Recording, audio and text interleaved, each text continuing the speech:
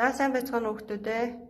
Буулгын спортоор эхлэн хичээлж байгаа хүүхдүүдэд зориулсан хичээл 2 дугаар эхлэх гэж байна. За энэ хичээлээр бас 8 дасгал үзэх болно. За буудлын спортоор хичээлж байгаа хүүхдүүд нь буудаж сурахаасаа өмнө биеийн ерөнхий хүч болон биеийн тусгай хүчний тэсвэрийн дасгалууд мөн тэсвэрийн дасгал уян хатны дасгалуудыг маш сайн хийж бие бэлдраа хөгжүүлсэн байх ёстой байдаг.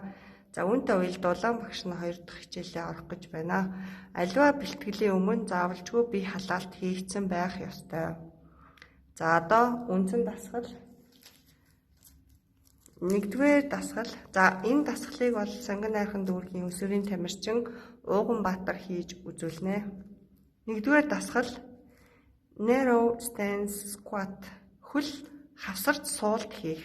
За эхлээрээ за энэ сууж байхдаа бүтэн улан дээр цээжиг унахгүйгээр суусан байхдаа гуй шал хоёр параллел байдалтай байхаар хийвэл сая зөв хийгдсэн тооцогдноо.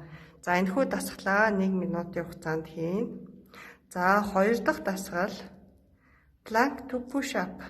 За plank хийнгээ одоо тоогоо газар ээлжлэн хүргэх.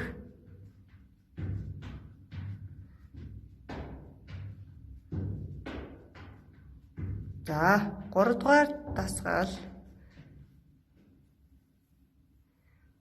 За хагас хажуу тийшээ харчих. За 3 дугаар дасгал нь butt kicker буюу хөл арагш хаяж доороо гүйх. За ингэж гүйхдээ өсгийг өгзгөндөө хүрэхээр сайн хайж гүйх хэрэгтэй. За энэхүү дасгалыг бас 1 минутын хугацаанд хийн. За 4 дугаар дасгал bicycle crunches. За хөл тохоогоо солбсон хэвлээ таталт. За энэ дасгалыг чээж хөл хоёр одоо тэнцвэртэйгээр газраас хөндөрсөн байх ёстой. За энэ хүү дасгал бол хэвлийг бол чангалж өгнө.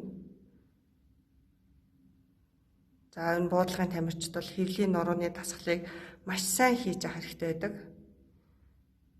За одоо 5 дугаар дасгал side lunges. 2 хөл дээр ээлжлэн суун. Үүний тулд хөлдөө мөрнөөс илүү хэмжээтэй зааваад 2 гарыг урагшна. За тэгээ бүтэн улан дээр сууж хийвэл зүг болно. За үүнийг бас 1 минутын хугацаатай хийж гүйцэтгэнэ. За 6 дугаар дасгал toe touches. За хөл шидэн үлмид одоо гараа хүргэнэ.